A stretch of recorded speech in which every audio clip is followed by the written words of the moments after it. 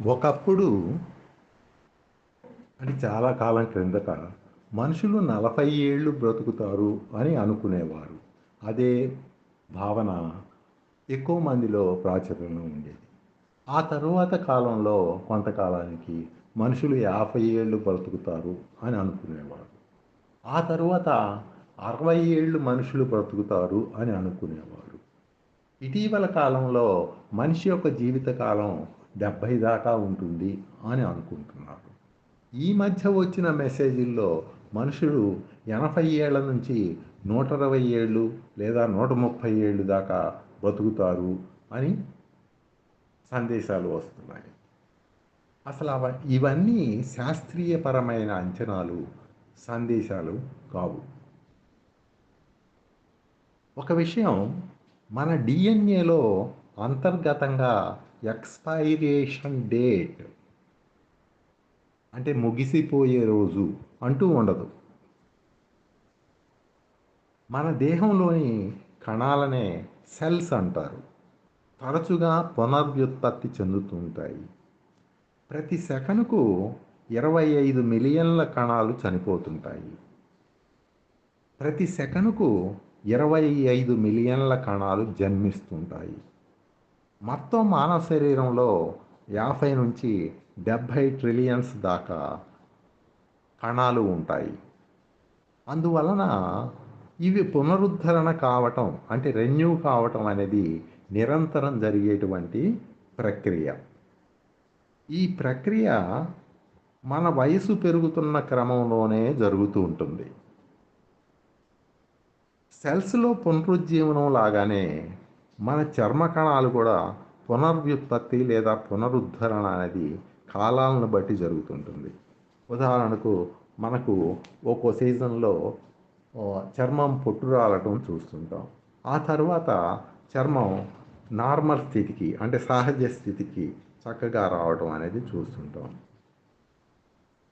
అలాగే మన ఊపిరితిత్తులు సంవత్సరానికి పునరుజ్జీవనం చెందుతూ ఉంటాయి, అంటే రెన్యూ అవుతుంటాయి. అసలు మన మెదడుకు సంబంధించిన సెల్స్ అంటే కణాలు మొత్తం 3 సంవత్సరాలకు మారు పునరుద్ధరించబడతాయి. అయినప్పటికీ అంటే మానవ దేహంలో ఎంత రెన్యువల్ లేదా పునరుద్ధరణ కార్యక్రమం జరుగుతున్నా మనలోని చాలామంది తాము వయసుతో పాటు క్షీణ ప్రక్రియలో ఉన్నట్లు భావిస్తుంటారు. దీనికి కారణం మన దేహాలు క్షీణించబ క్షీణించడానికి ప్రోగ్రామ్ చేయబడి లేవు. అంటే మన దేహాలు క్షీణించబడడానికి కార్యక్రమాన్ని రూపొందించటం జరగలేదు. కానీ మనం మానసికంగా క్షీణతకు సిద్ధపడ్డాం. మన మనసులు వయసుకు సంబంధించిన అంచనాలు వేయటానికి కండిషన్ అంటే సిద్ధం చేయబడ్డాయి.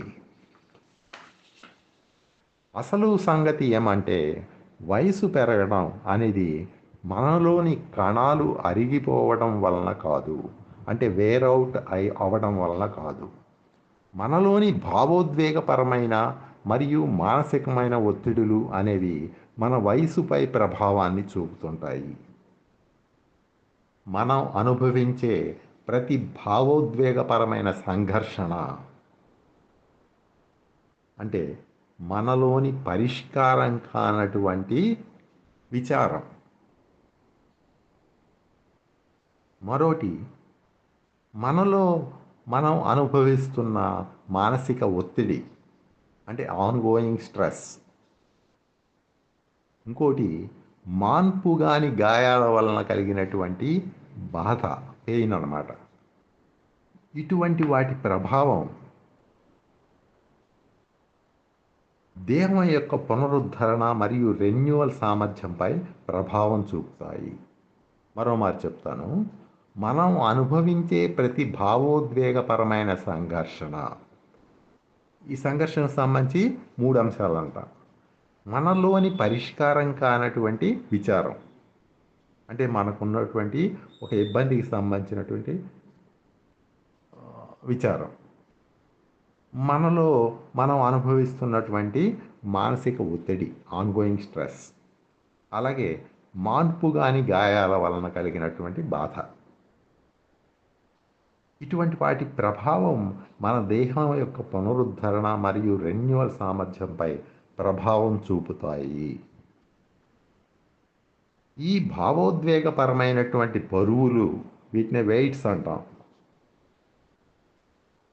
వీటి ప్రభావం భౌతిక పరంగా మానవ కణాల అపసవ్య పునరుద్ధరణకు దారితీసి వయసు పెరిగిన లక్షణాలు వచ్చి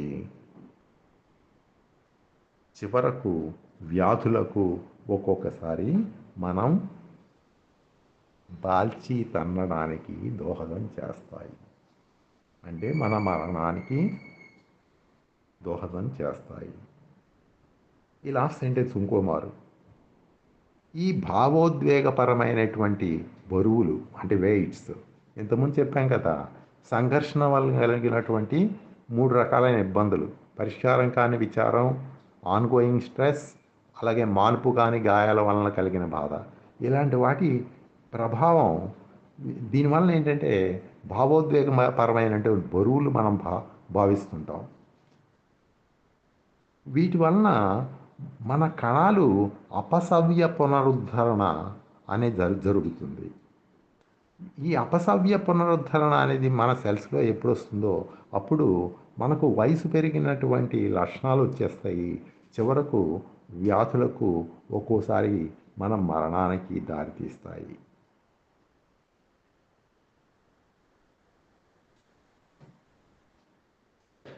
మరో విషయం ఏమంటే, మనుషులు కేవలం ఏజింగ్ వలన చనిపోవడం లేదు, అంటే వయస్సు పెరగడం వలన చనిపోవడం లేదు. పరిష్కారం కాని భావోద్వేగపరమైన సంఘర్షణలు మానవ దేహం సహజ పునరుద్ధరణ సామర్థ్యంపై ఒక బ్రేక్లా పనిచేసి తద్వారా మరణానికి దారితీస్తున్నాయి. మరోమారు రిపీట్ చేస్తాను. మనుషులు ఏజింగ్ అంటే వయసు పెరగడం వలన లేదా వృద్ధాప్యం వలన చనిపోవడం లేదు. ఎందువలన చనిపోతున్నారంటే పరిష్కారం కాని భావోద్వేగపరమైన సంఘర్షణలు అనేవి మానవ దేహం యొక్క సహజ పునరుద్ధరణ సామర్థ్యంపై ఒక బ్రేక్లా పనిచేసి తద్వారా మరణానికి దారితీస్తున్నాయి. అసలు మన దేహం ఎటువంటి ఒత్తిడులు తెచ్చిపెట్టుకోకుంటే చక్కని తేజస్సుతో పునరుద్ధరణ జరిగేలా రూపొందించబడింది. అందువల్లనే వయస్సు రావడం లేదా మీద పడటం తప్పనిసరి అనే భావన మనస్సును నియంత్రణకు గురి చేస్తుంది. అది అనవసరంగా మనం తెచ్చిపెట్టుకునే పరిమితి అంటే లిమిటేషన్. మనకు మనమే ఇంత వయసు వరకు బ్రతుకుతాం అనేటువంటి లిమిటేషన్ తెచ్చిపెట్టుకుంటున్నాం అన్నమాట.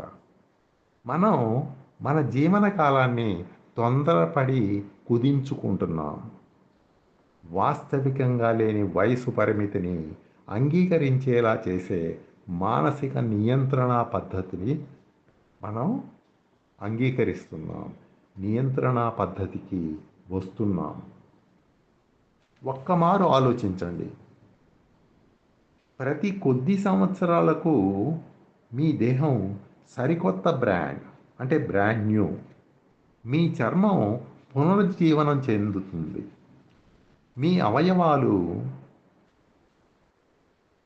హీల్ చేయబడ్డాయి అంటే నయం చేయబడ్డాయి. అసలు మీ ఎముకలు సైతం పునరుద్ధరణ చేయబడ్డాయి. అందువలన మనం ప్రతి కొద్ది సంవత్సరాలకు మారు బ్రాండ్ న్యూ అని ఎందుకు భావించుకోకూడదు?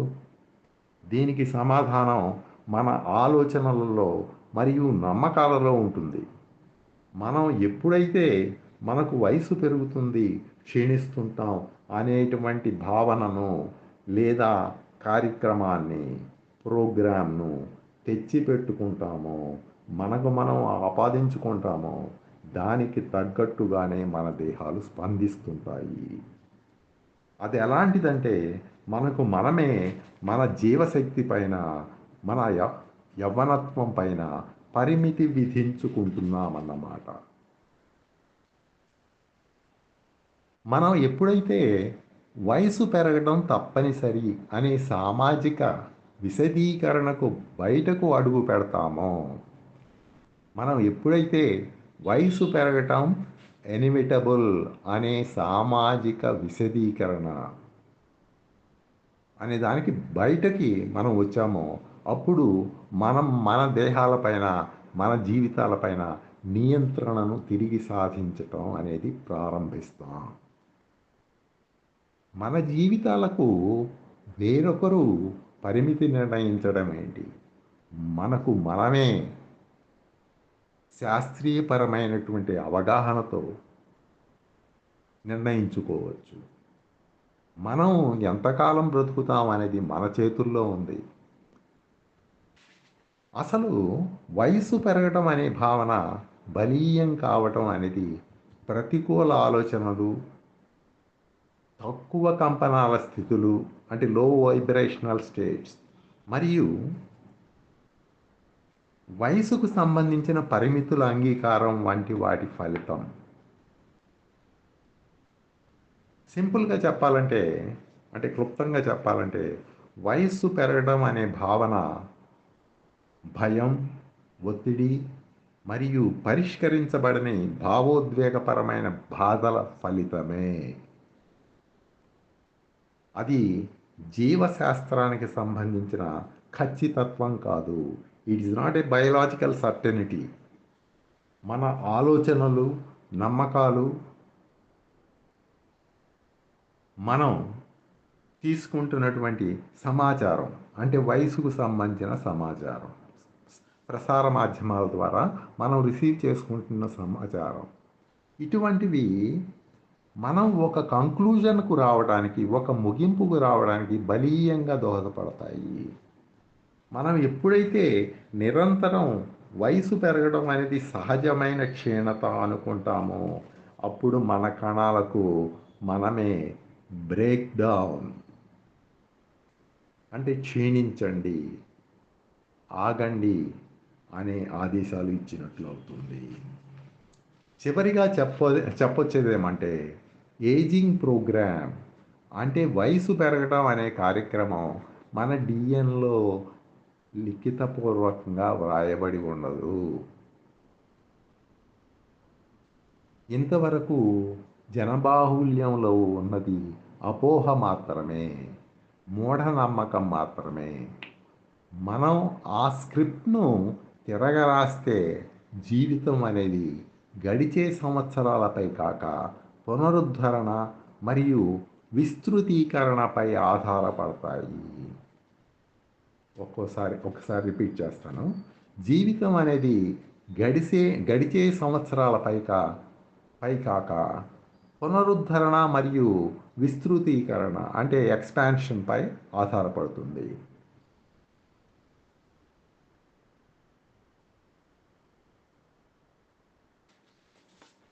మనం సానుకూల ఆలోచనలు, సాత్విక ఆహారం, మనసులో ప్రశాంతత, వర్తమానంలో ఆనందంగా గడపడం, చైతన్యవంతమైన జీవితం వంటివి చేస్తుంటే మన దేహం పూర్తి సామర్థ్యం మేరకు అంటే మన దేహం యొక్క ఫుల్లెస్ట్ పొటెన్షియాలిటీ మేరకు మనం బ్రతుకుతాం, మనం జీవిస్తాం.